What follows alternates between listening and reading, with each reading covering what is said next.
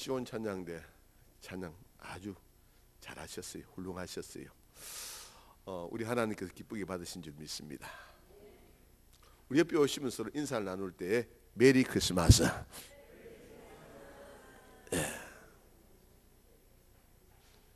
예, 감사합니다.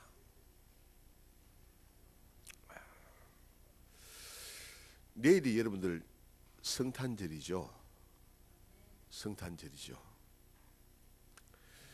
우리 성탄절에 인사를 할 때에 메리 크리스마스라고 인사를 합니다. 또 한번 해볼까요? 메리 크리스마스. 이 메리라는 말은 무슨 뜻이에요? 즐거운. 크리스마스라는 말은 크라이스트 플러스 마스. 크라이스트는 예수 그리스도 플러스 마스 미사. 다시 말씀드리는 아기 예수께 경배하는 날이 크리스마스인 것입니다. 아기 예수께 경배하는 날. 이 성탄절의 주인공이 아기 예수가 성탄절의 주인공인데, 사람들은 산타크로스 할아버지를 주인공으로 알고 누돌프 사슴코를 갖다가 주인공으로 알고, 또 친구들끼리 모여서 파티를 즐기는 그 파티를 갖다가 뭐라고요? 크리스마스의 최고 이벤트로 아는 세상이 되고 말았어요. 이 성탄절 날 우리의 관심이 어디에 있기를 원하느냐? 아기 예수께 있기를 원합니다. 저와 여러분들의 눈이 베들레헴 땅, 짐승들이 우고하는 말이 먹는 먹이통에 누워진 그 아기 예수께 저와 여러분들의 눈이 가기를 원합니다. 이것이 진정한 성탄절의 의미라고 할 수가 있습니다. 설교 끝났어요 이제. 저와 여러분의 눈을 아기 예수께 가자는 얘기입니다. 오늘 아침에 저한테 문자가 들어왔는데, 어떤 문자가 들어왔냐 할 것 같으면 성탄절에 복 많이 받으라고. 성탄절에 복 많이 받으라고. 성탄절에 복을 받아야 되죠. 그러나 중요한 것이 아기 예수께 경배함으로 말미암아 우리 하나님께 주시는 평강과 기쁨을 내가 받아 누려야 될 줄 믿습니다. 우선이 아기 예수입니다.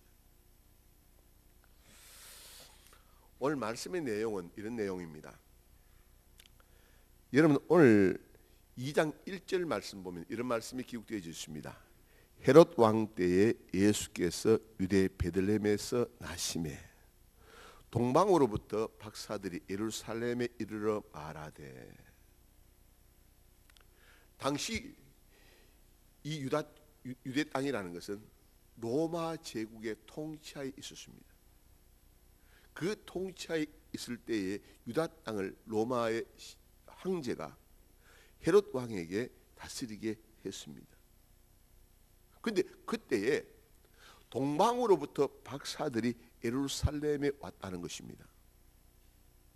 동방에서 박사들이 예루살렘에 왔다는 것입니다. 이 동방이라는 것이 어디를 이야기하느냐? 일반적으로 이야기할 때 성경학자는 바벨론을 얘기를 합니다. 이 예루살렘에서 이 바벨론까지 거리가 얼마 정도 되냐? 직선거리로 1000km. 직선길로 1000km. 여러분 서울서 부산까지의 거리가 제가 알기로는 427.2용강 그 정도 될 거예요. 그러면 서울에서 부산 거리에 2배 반 정도 되는 거리, 2배 반 정도 되는 거리. 그 거리에 이 바벨론과 예루살렘의 거리였다는 말씀인 것입니다. 그 거리는 요즘 같으면 고속도로가 있고 요즘 같으면 비행기가 있어서 이제 KTX가 있어서 왔다 갔다 하는 것이 그렇게 어려운 것이 아니지만도 그 당시는 고속도로가 있었겠습니까? 그 당시는 KTX가 있었겠습니까? 그 당시는 비행기가 있었겠습니까? 그 당시는 그래서 율법학자 에스라가 이 바벨론에서 출발해서 예루살렘에 도착하는데 몇 개월 걸리냐? 4개월 걸렸다고 얘기하고 있습니다. 4개월. 왜 4개월 걸렸느냐? 이 바벨론에서 예루살렘까지 거리, 이 길은 산악길이었기 때문에 강을 건너고 또 산을 넘어서 사막길을 지나서 타박 온다 할 것 같으면 4개월은 능히 걸리지 않겠는가 생각해 봅니다. 여러분들, 그 거리를 이 동방의 박사들이 왜 왔겠습니까? 동방의 박사들이, 별을 연구하는 사람들이 이 예루살렘에 도착해서 제일 처음 찾은 곳이 어디냐? 헤롯 왕이 거주하는 궁궐을 찾았다는 말씀인 것입니다. 궁궐을 찾아서 묻는 말이 무슨 말을 묻느냐? 유대인의 왕으로 나신 이가 어디 있습니까? 우리는 별을 보고서 아기 예수께 유대인으로 왕으로 오신 그분에게 경배하러 왔습니다. 그렇게 얘기를 합니다. 그럼 여러분 생각해 보세요.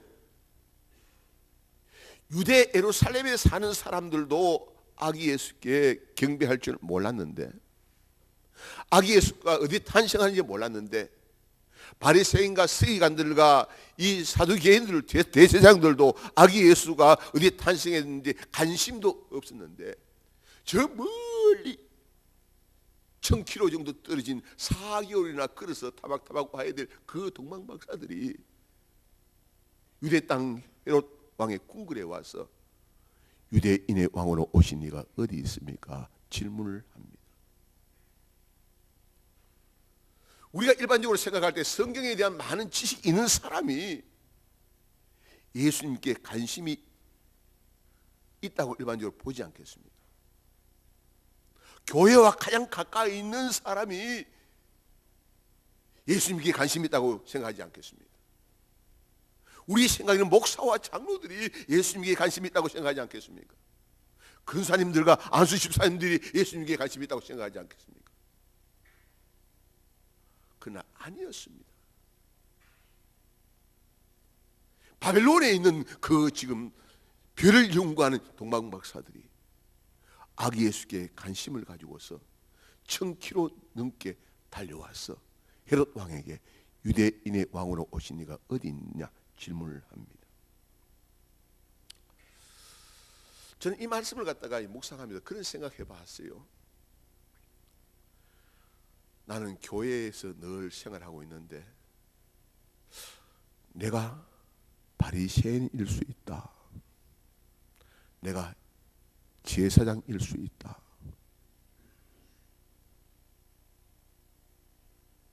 교회에서 멀리 떨어진 사람들은 이 지금 아기 예수에 관심을 가지는데 내가 혹시 바리새인일 수 있지 않겠느냐? 서기관일 수 있지 않겠느냐? 당시의 동방박사들은 도대체 누구냐? 성경학자들이 얘기하기를 이렇게 얘기합니다. BC 586년 바빌로니아에서 남쪽 유다가 멸망당할 당시에 많은 유대인들이 고국으로 돌아옵니다. 1차 기한, 2차 기한, 3차 기한 돌아오는 가운데서 돌아오지 아니하고 남아있는 사람들, 그 디아스포라가 바로 동방박사다라고 얘기하기도 합니다. 그러나 이 동방박사들은 성경에 대한 지식은 많이 없다 하더라도 만약에 유대인의 후손이라 할 것 같으면 민수기 24장 17절 말씀 가운데 보면 한 별이 야곱에서 나오며 한 홀이 이스라엘에서 일어나리라 라는 말씀이 있습니다. 한 별이 야곱에서 나오며, 이 한 별이라는 것이 나옵니다. 이 동방 박사들은 많은 성경적인 지식은 없었지만도 이 별이 야곱에서 나온다는 얘기를 갖다가 한다 할 것 같으면 틀림없이 별을 보고 난 뒤에 유대인의 왕으로 메시아가 탄생할 것을 저들이 깨달았다는 말씀인 것입니다. 그래서 이 동방 박사들은 이 별을 보고서 어디로 오느냐? 예루살렘으로 그 먼 거리를 갔다가 이제 달려옵니다. 왜 헤롯 궁궐을 찾느냐? 이유가 있습니다. 저들은 통상 왕은 궁궐에서 태어나기 때문에 헤롯 왕궁에서 아기 왕이 태어나는가 싶어서 찾습니다. 그것은 착각이었습니다. 헤롯 왕이 이 동방 박사들에게 이야기합니다. 너희들 잠시 기다려 보아라. 내가 한번 알아보겠다라고 얘기하고 난 뒤에 대제사장과 서기관들에게 유대인 왕으로서 메시아가 어디에 탄생하느냐 물었더니만 이야기하기를 뭐라고요? 베들레헴이라고 얘기를 합니다. 그렇다면 이 대제사장과 서기관들은 성경에 대한 지식은 박식함에도 불구하고서 아기 예수께 경배하지 않는다는 말씀인 것입니다. 성경을 필사하고 성경을 갖다가 10번 읽고 20번 읽고 100번 읽는다 하더라도 성경 지식이 많이 안다 하더라도 그들은 아기 예수께 경배하지 않는 사람들이 그들이었다는 말씀인 것입니다.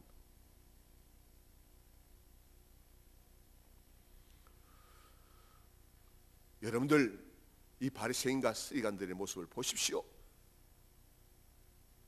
성경에 대한 많은 지식이 있었습니다. 어쩌면 어릴 적부터 시작해서 신앙교육 받았던 사람입니다. 모태 신앙인 줄 압니다. 근데 못된 신앙 되면 곤란합니다. 주위에 이 모태 신앙인들이, 저도 모태 신앙입니다는 이 못된 신앙인 된 사람 참 많습니다.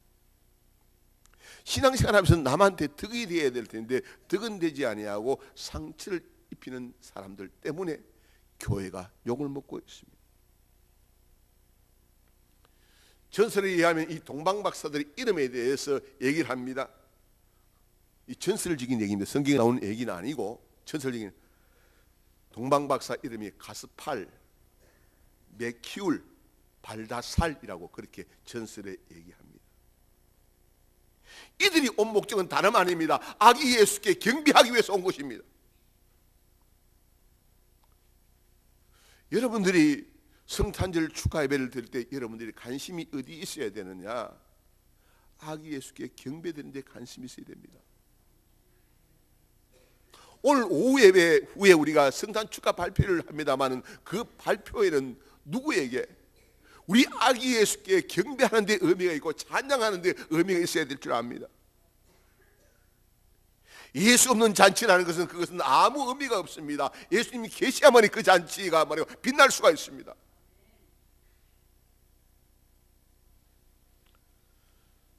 저는 가끔 가다가 우리 권사님들이나 집사님들이 손주나 안 그러면 자기 아들 딸들 유치원에서 재롱이 잔치 하는데 참석하시는 분들 간혹 봅니다.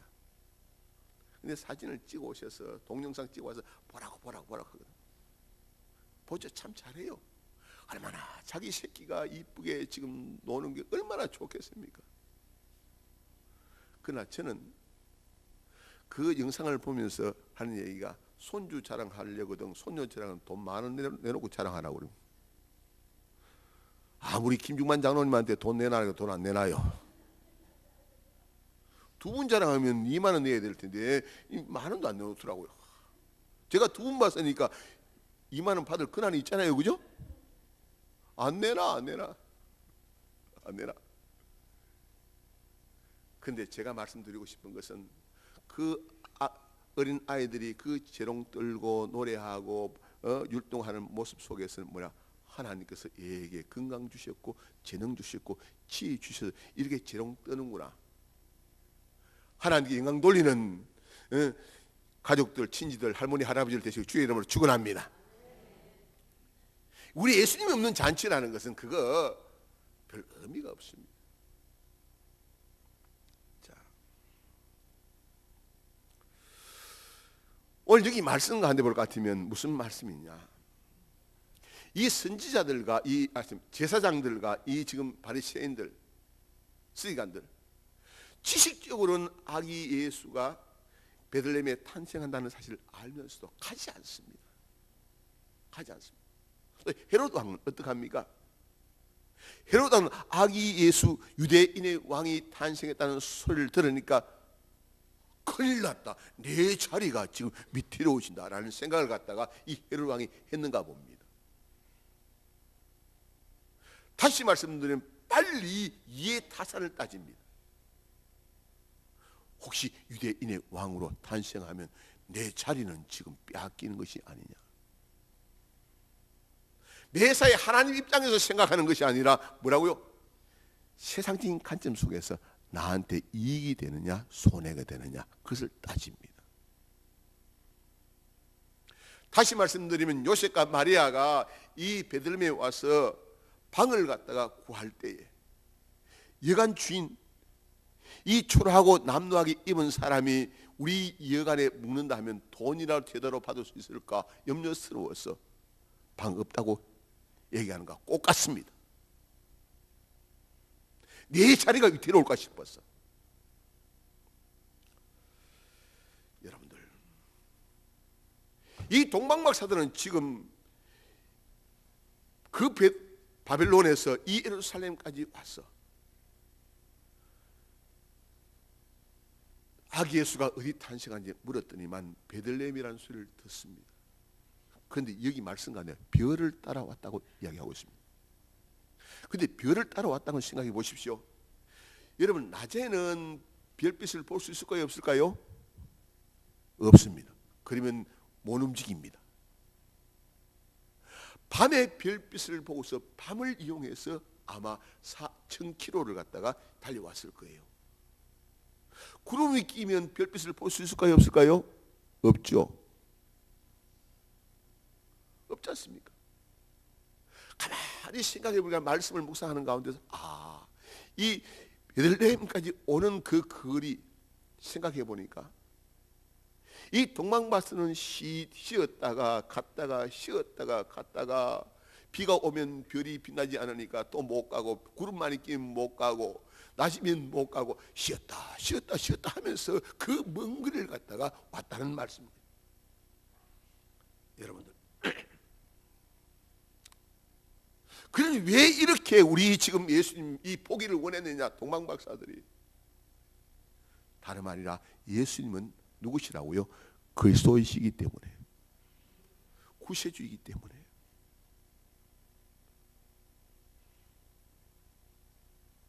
다시 말씀드린 그리스도를 만나기 위해서, 주님을 만나기 위해서, 주님을 만나기 위해서. 오늘날 그런 얘기 많이 합니다. 교회는 많은데 예수님이 계시지 아니하다고. 나는 예수님은 좋은데 교인이 싫다고. 나는 예수님은 좋은데 교회는 싫다고 하는 사람들이 주위에 많이 있습니다. 왜냐? 그 교회 안에 예수 그리스도가 계시지 아니하기 때문에.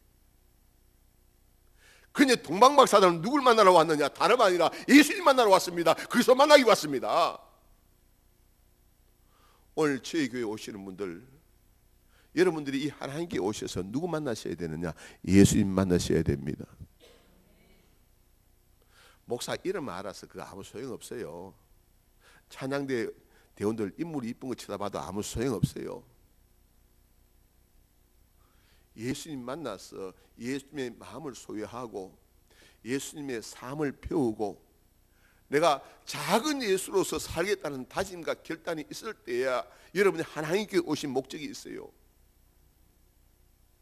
지난날 어떻게 신앙생활했다 하더라도 이제는 내가 예수님 내 마음속에 모시고 예수님 왕으로 모시고 내가 살겠다는 결단이 있어야 되는 거예요.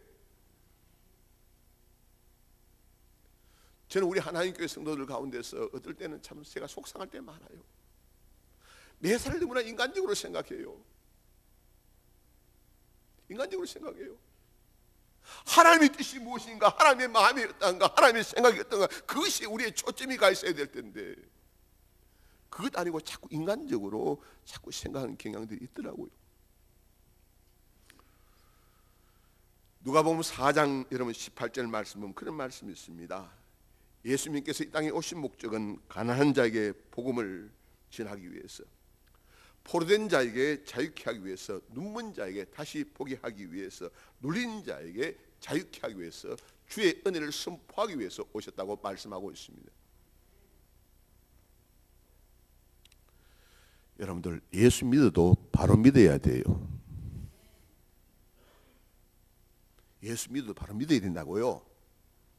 엉터리 예수 믿으면 교회 욕먹이고, 엉터리 예수 믿으면 하나님 나라 영광 가립니다. 저를 따라합시다. 예수를 내 마음속에 주로 모시고 왕으로 모시고 살고자 원합니다. 할렐루야. 이게 되어져야 돼요. 그래서 동방박사들은 그토록 예수님 만나기 위해서 그 먼 거리를 갖다가 다른 박질에서 온 것입니다. 우리 인생들이 살면서 행복하게 살기 원하지 않는 사람 누가 있겠습니까? 다 부자 되기 원하고, 다 건강하게 살기 원하고, 다 높이 되고 살기를 원하고, 다 오래 살기를 다 원하시죠. 그러면 다 그렇게 원하지만 그렇게 못 사는 이유가 무엇일까요? 그 이유는 뒤에 누가 있느냐? 마귀가 있습니다. 이 마귀는 우리를 자꾸 죄짓게 합니다. 마귀는 우리를 자꾸 하나님과 멀어지게 합니다. 마귀란 놈이 자꾸 하나님과 멀어지게 하고 죄짓게 합니다. 그래서 죄의 삭은 뭐라고요? 사망입니다. 죄를 지으면 육신의 질병이 찾아올 수가 있습니다. 우시아 왕 같은 경우 교만하니까 하나님께서 나병으로 치셨잖아요. 물론 육신의 질병이 다 죄로 말미암아 오는 건 아닙니다만은, 하나님의 영광을 위해서 또 이제 육신의 질병을 주는 경우도 있습니다만은, 죄로 말미암아 육신의 질병이 그칠 수 있습니다. 마귀가 줍니다. 우리 마음속에 왜 평안이 없을까요? 다름 아닙니다. 이 마귀 때문에 자꾸 죄를 짓고, 마귀는 우리가 죄 지으면 박수같이 칩니다. 잘한다 잘한다 잘한다 잘한다 잘한다. 예배 드리지 않는다고 아예 잘한다 잘한다 잘한다. 불평한다고 잘한다 잘한다 잘한다. 싸운다고 잘한다 잘한다. 우리가 평강의 삶을 살지 못하는 그 배후에는 마귀가 있습니다. 그래서 요한 1서 3장 8절 말씀 보면 하나님의 아들이 이 땅에 오신 것은 마귀의 일을 멸하게 하려 하심이라. 마귀가 하려고 하는 그 지금 일을 갖다가 우리 하나님께서 다 하셔서 독생자 예수님 보내시사 마귀가 그지 못하도록 하시는 분이 우리 지금 하나님이라는 말씀인 것입니다. 마귀의 일을 멸하시기 위해서 하시는 분이 우리 예수님이신 것입니다. 그래서 우리는 예수 안에 있을 것 같으면 우리는 영생을 맛볼 수가 있습니다. 예수 안에 우리가 평강을 맛볼 수가 있습니다. 예수 안에 우리 기쁨을 누릴 수가 있습니다. 이 동방박사들이 그토록 만나기 원했던 분이 누구냐? 아기 예수 그리스도를 만나기를 원했다는 말씀인 것입니다. 저는 오늘 우리 하나님께 오신 분들 부탁의 말씀을 드립니다. 마음속에 예수 그리스도를 영접하시고서 남은 생에 복된 삶 사는 믿음의 사람 되기를 원합니다. 간략한 얘기를 하나 하면서 말씀을 맺고자 원합니다. 오헬리의 작품 가운데서 크리스마스 선물이라는 그런 짧은 소설이 있습니다. 소설의 얘기입니다. 어느 가난한 부부가 있었습니다. 이 부부는 참 남편과 아내 간에 서로 사랑을 하는 것이었습니다. 남편이 아내를 너무 사랑했고 아내도 남편을 너무나 사랑했습니다. 성찬절이 되었는데 남편이 아내에게 선물을 갖다가 하고 싶어도 돈이 없는 것입니다. 아내가 남편에게 선물을 하고 싶어도 돈이 없는 것이었습니다. 아내가 가만히 남편한테 이 성탄절 선물을 무엇 할까 생각한 나머지 남편이 시기가 있는데 시계의 줄이 다 날아갔습니다. 그래서 아내가 생각하기에 내 머리카락을 잘라서 팔아서 시계 줄을 사야 되겠다 라고 생각하고서 아내가 자기 머리카락을 갖다가 잘라서 팔아서 시계 줄을 갖다가 구입을 했습니다. 남편은 가만히 생각해 보니까 내가 아내한테 뭐 크리스마스 선물해야 되겠는데 뭐 할까라고 생각한 나머지, 그래, 아내가 머리는 참 이쁘고 참 그런데 머리핀을 하나 선물해야 되겠다라고 생각하고서 남편은 자기 시계를 팔아서 머리핀을 샀습니다. 성탄절이 되었습니다. 아내는 남편에게 시계줄을 내어놓았고 남편은 아내에게 머리핀을 내어놓았습니다. 시계줄도 소용없고 머리핀도 소용없었습니다마는 그게 무엇이 있습니까? 아내가 남편을 사랑하는 마음이 있습니다. 그죠? 남편이 아내에게 머리핀을 내어놓았습니다. 그게 무엇이 있다고요? 남편이 아내를 사랑하는 마음이 담겨져 있습니다. 하나님께서 우리에게 원하시는 것은 무엇을 원하느냐? 진실한 마음을 원하십니다. 여러분들, 성탄절의 가장 큰 선물은 무엇이 선물이냐? 예수 그리스도가 가장 큰 선물인 줄 믿습니다. 예수 그리스도. 여러분들 아기 예수께 여러분들의 마음을 드리고 여러분들의 신앙 고백을 드리고 아기 예수께 여러분 정성을 드리는 이번 성탄절 되길 원합니다. 예수 그리스도가 최고의 선물입니다. 기도하겠습니다.